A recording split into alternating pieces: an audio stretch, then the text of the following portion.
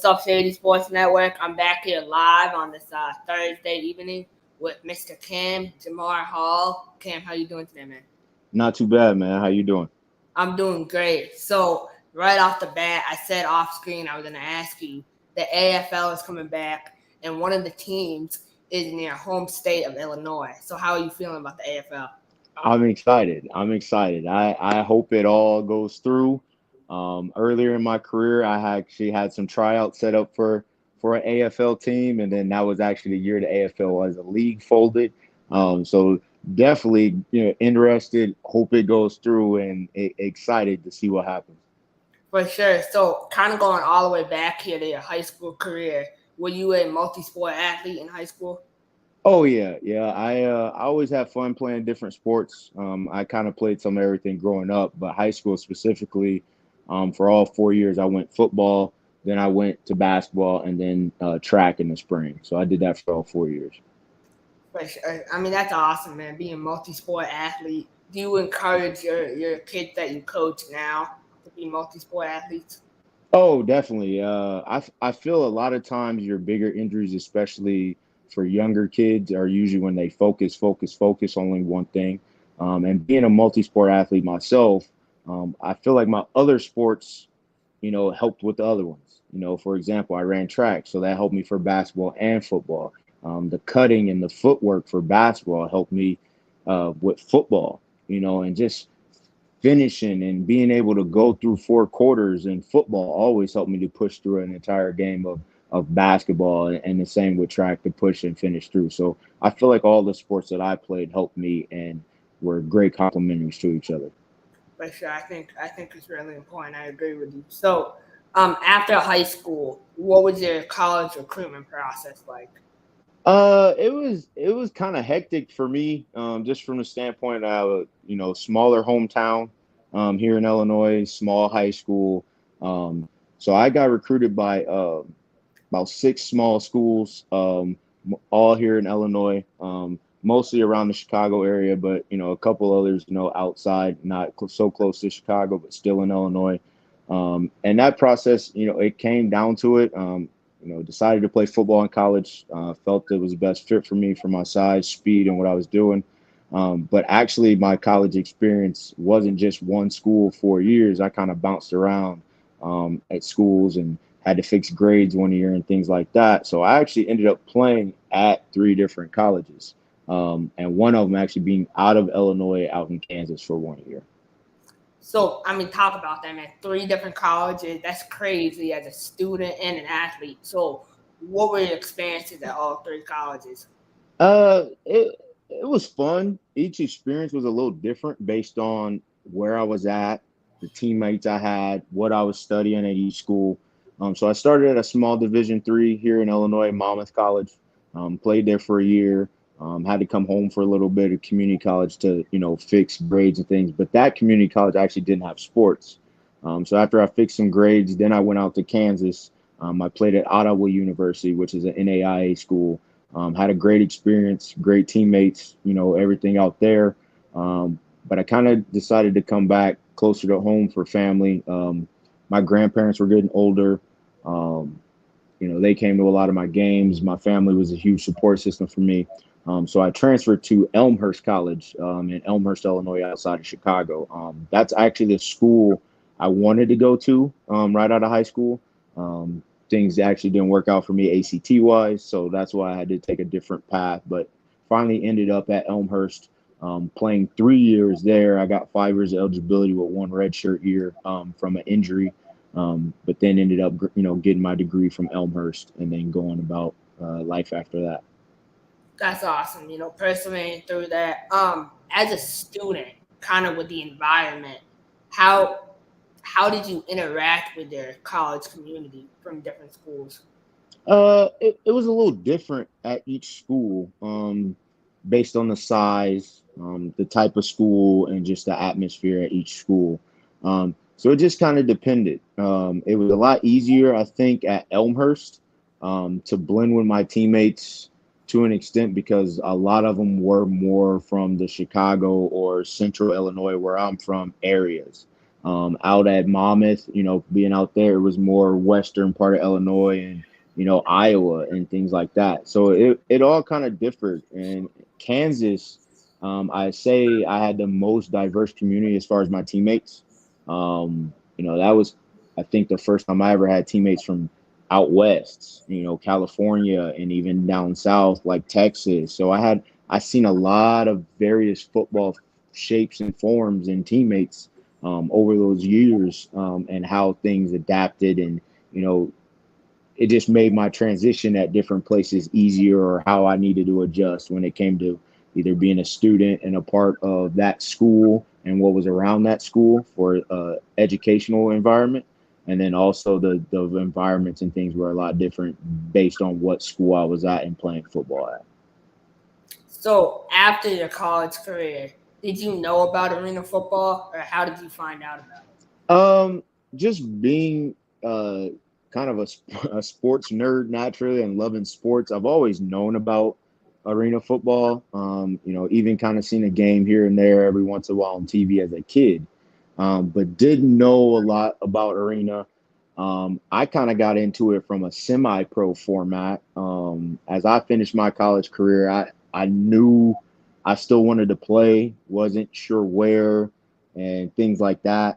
So I kind of looked around, and my name kind of got tossed around by a teammate that was, joined later in, his age, and he had played some semi-pro, and he was connected to a semi-pro arena team in the Chicago area. So he got me connected through that, and I kind of started the process from there. So, I mean, semi-pro arena can be kind of interesting, with the Definitely. environment and the setup. How was your particular setup? Most of the setups, playing with that team, which was the Midway Marauders. They ran an indoor team that year. Most of that setup is indoor soccer setup, and just from the standpoint, there's not. Yeah, you kind of have the walls of arena on the home side or where our benches were, but a lot of times on the other side, there weren't always, those set of walls. It was more sometimes like glass walls, for fans and people to watch outside of that. So it was a little bit different. Obviously, the field is even different compared to some other leagues, just being the way it was shaped. Because mostly up there, on the lower level like that, it's set up more for soccer or indoor lacrosse setup or something like that on a smaller platform. That makes sense. You see kind of Facebook videos about, semi-pro arena teams, and some of them have a great setup, and others kind of, play in like Right. hockey rinks that the water's still on the ground. But, it's great to hear that there's, semi-pro arena teams, because I feel like switching from outdoor to indoor can be kind of difficult. But when you have that prior experience, it makes it a lot easier. Yeah, definitely. It's definitely a difference, and it takes a lot to really get over some of those differences. But just loving the game and knowing I still wanted to play, I wanted to be a part of it. So after that year, I believe you played with the CIF. Yeah, so actually, as I finished college, actually my semi-pro arena team, we had a scrimmage against the CIF team from around my hometown, the Bloomington Edge. Only about 40 minutes away from my hometown. So we actually had a scrimmage with them that went, really well for me. They kind of wanted to pick me up and bring me along and give me a roster spot then. But it was actually my last semester of college. So I couldn't actually join the team like I wanted to at the time. They invited me to camp. Camp went well, but just the way it worked out with me still, finishing my last semester of college, I was not able to join at that time. But what I did set up, I started looking into some recruiting and maybe going overseas, because I did go overseas and play a pro team in Austria with my college. So I kind of started looking that route, and what I didn't know is a lot of arena teams use those platforms to still recruit guys here in the States. So I was actually approached by the Columbus Lions in the National Arena League. And I went down there, it would have been like late March or the middle of April, for a tryout. Tryout went really well. They wanted to sign me then. And I told them, I was like, hey, I got to go back to school. And they're like, huh, you're in school? I was like, yeah, I got 1 month and I graduate. So they're like, go back to school, do what you got to do, graduate first. Come back. We'll set up another, walkthrough tryout thing for you when you come back, try out and go from there. So that's kind of how that got started at like right after college. And then actually at that time they wanted to sign me then too. They had an offensive injury. I actually played linebacker, so they had an offensive injury, so they kind of had to take and fill that roster spot for that. So I came back to Illinois, and I actually played outdoor semi-pro that summer. So after I finished that with the team up in the Chicago area and was still living up there from college, I did a tryout with the Bloomington Edge for the next season in the fall. Had a really good tryout. That went well. Obviously, being there all season, I was done with school. I signed. I signed that day after the second day of the tryout because they did a 2-day tryout, and then it kind of got started there. That's really interesting. So one of the questions I kind of want to ask you off that is, I've kind of had this thought in my head that what if guys who play IFL, CIF, NAL could go back to college if they have extra years of eligibility? And I know they have Yeah, a rule in the NCAA where you can't like get paid, right. especially But in you the have the NIL deals now, so that. I see where you're coming from. Do you think that can something that can never happen? You think? Uh, I think in that regard, probably not. Just from the standpoint, the NIL deal or something like that. Like I'm technically getting paid to play football, opposed to your NIL deals for the college guys now are sponsorships or companies. They're not necessarily directly paying them to play football. I think that's where that argument or question is going to come up. But the way even things have changed, I never thought an NIL deal for kids would be done. So in the future, you never know what can happen, especially from if you're not paid. I mean, more recruitment or higher looks at the semi-pro level to get guys from a semi-pro level to college. That's one thing I think would be more likely to happen first, but you never know. So fast forwarding a little bit, you play for the Louisville Extreme in the Yep. IFL. Um, Yep. Obviously that team kind of went under. What was your experience and up to that point, and how did you find out that the team was gone? So when I got started, actually, I was one of the vets on the team. 2021 would have been my fourth year in arena ball. So I had that experience in Bloomington with the Edge, the very first team I signed with. And what they did is they mixed their league contracts. They tried to bump up to the IFL, I believe, and still had time left on their CIF contract. So I ended up through the semi-pro team in the summer that I played with, the outdoor team. They had connections and had guys that had made it and played in the CIF. So my name kind of got passed around between that and some other people I know, and ended up getting contacted to go join camp with the Omaha Beef.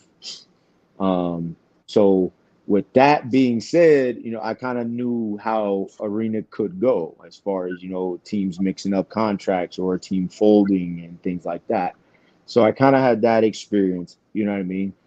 As far as jumping forward though to Louisville in 2021, um, I kind of let a lot of the younger players and, we kind of had some of our own player meetings and things like that. And, I kind of let guys know, like, here's some signs, here's things to look out for. And some of those signs started to happen. And, it ended up, I think we ended up having 5 games. Unfortunately, I got hurt in game 3.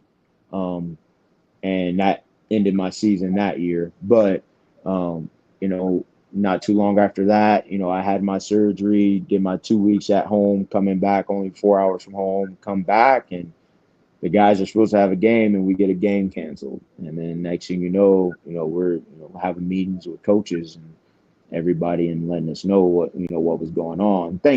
thankfully, the IFL looks out for players, and they had this supplemental draft from the team and things like that. So I kind of had some experience and knew kind of things to look for and let guys know. But um, sometimes it happens, and it's unfortunate in the arena world. For sure. So, after the Louisville Extreme, you went on and played for the Fan Control Football League, which is a very unique league. Which was, unfortunately, they have since. I don't want to say they went under because they might come back, but for Right, the time being, they went under. If you know what I mean. Um, right. Fan Control Football, man, I loved it. First season, second season, it was awesome. What about that? Like, how does that even work from a player's perspective? It was different. I was so used to being on a team, being with the same guys, being with the same coaches. Like it, it, it was different. It was very different. Defensively, we got drafted as a group. Your offensive line and tight end, they got drafted as a group, and then you know how it goes. Offense sells tickets, so offensive guys, they got drafted individually. But it was a very unique and cool experience um, compared to what I was used to already. And it gave me just another thought and another sense of football that I have not experienced. I mean, even though I was drafted as a group, being a defensive guy, um, to see your name pop up on the board and walk through a tunnel. I mean, I know it's not the NFL, but it was a cool experience. Having the man up challenges and the big man challenges in the middle of the week, it was just a different thing to do, and I enjoyed it. I enjoyed it a lot, and I hope things figure out and they can bring it back or whatever they're gonna do. I mean, last I kind of heard is, I got contacted. I want to say it would have been like November, Decemberish at the end of last year. Got contacted, once or twice, February, Marchish. But that's the last I kind of heard. I just kind of heard, hey, it might be a late summer or a fall thing. But me would being a returner, I would be one of those guys getting a call to see if I wanted to return and things like that first. But I hope it all works out because it was definitely an experience, and it was more of it had a different entertainment feeling to it than just a football game. And it was a good thing to be a part of, and I enjoyed it a lot. For sure. That's awesome. I enjoyed watching, and I do hope it makes its comeback. Um, so 2023, we talked a little bit about it off camera. You decided to take a hiatus from football. Um, what are you involved in currently outside of football? Um, it's not outside of football. Like I said, anytime in the off season and coming home or things like that, I do coach. Um, but for the most part, I'm kind of to myself. Work, chill, gym, um, hang out the apartment with my dog. But I did decide because I earlier this year I was not living here at home in Illinois. Um, I did decide to kind of calm the itch a little bit and obviously still stay in shape, see what I really wanted to do. Just a lot of stuff going on personally with me in football and the next steps of life possibly, but I'm playing some semi-pro right now currently, so I couldn't quite stay away. I thought I could, so I'm having a pretty good season. I wasn't, back in the move in time for their entire season, but I've played the majority of their season now, and I'm actually playing pretty well, and it's fun. It's football. I mean, I got some other hobbies, but right now being at home and family and working on some things are the focus. But I couldn't fully calm the itch. You know what I mean? I love that. So next year, 2024, you want to obviously get back into it. What do you look for in a team, and where do you think realistically right now your next move will be? Um, man, I'm excited to be honest. My goal and dream was always to get to the highest level of football I could. even if it was semi-pro after high school or college or whatever. So I've always done that. I've had things come up where I've had some CFL, tryouts or workouts coming up. I had to help family and stuff this year and things like that. Looked into some, XFL showcases right now this summer. Unfortunately, just certain things with family and being home, I haven't been able to do that. But talking with my agent, I told him I'm closer to the end. I know I want to keep playing. I'm 31. I've had some injuries in my career, college and professionally, but I'm excited. And what I'm really excited for, I had a tryout in 2019, would have been January 2020, actually, for the Columbus Destroyers in the AFL. And unfortunately, that got, shut down and, the league went under for a little bit. But I'm excited to see what they do. I'm excited for the AFL to come back.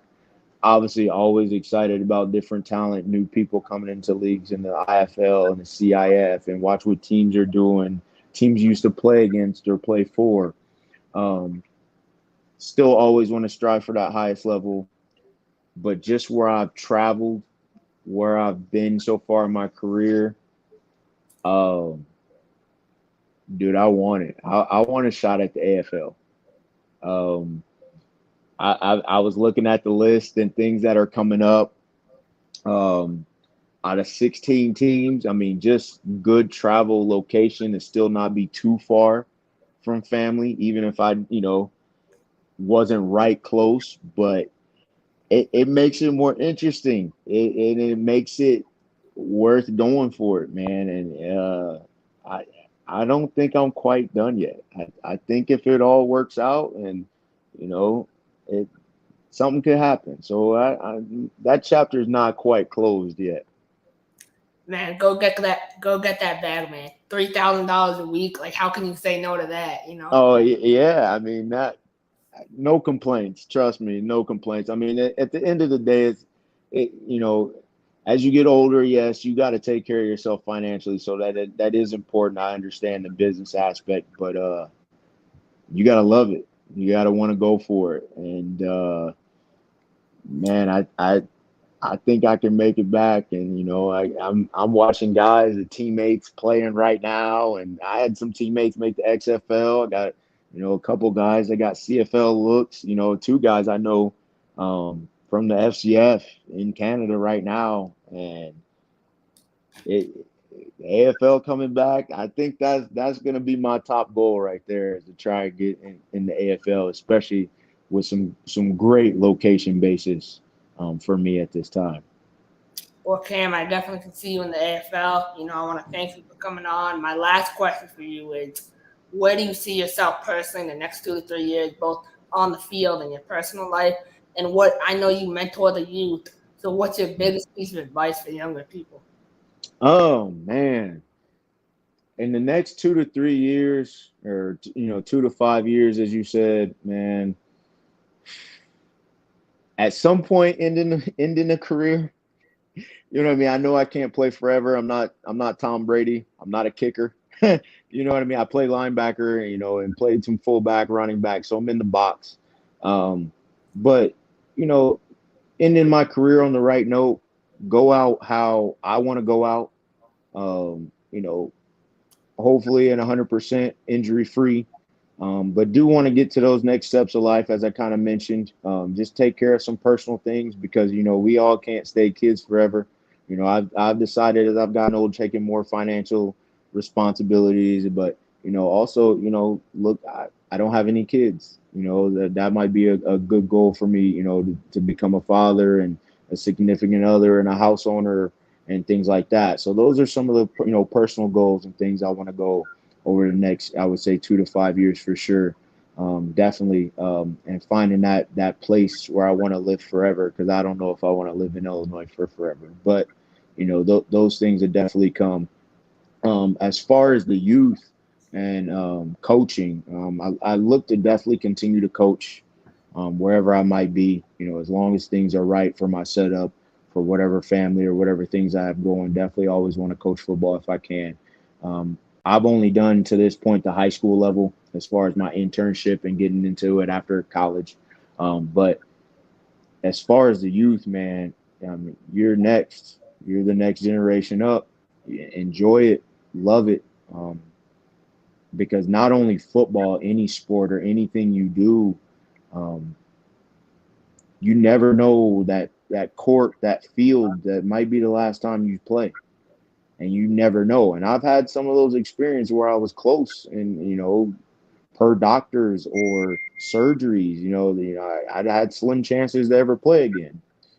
But take full advantage of everything you get in those opportunities to play, because you just don't know. But at the same time, don't go out there worried. Go out there and do it 100%.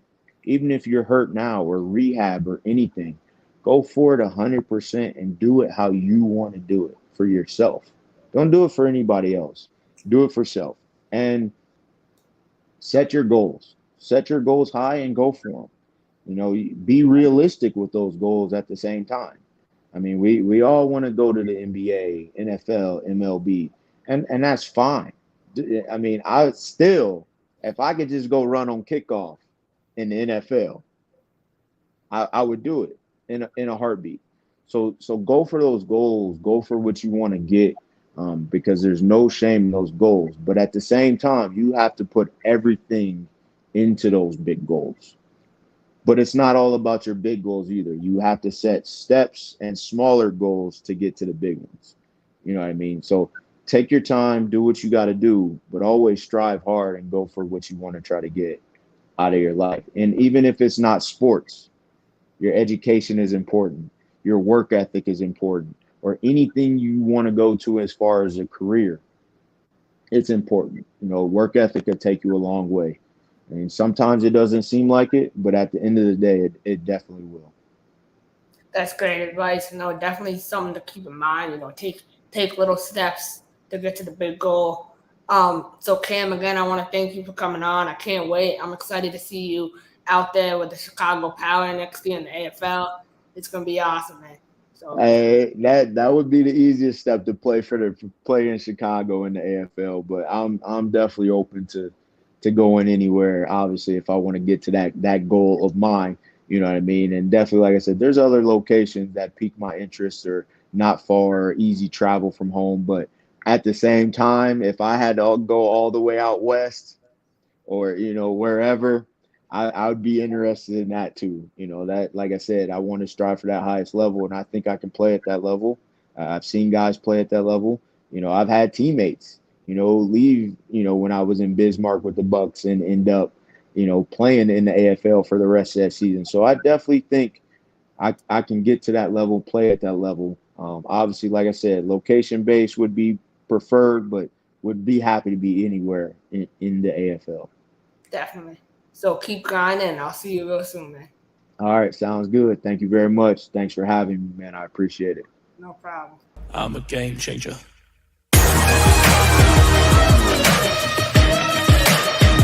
I'm a game changer.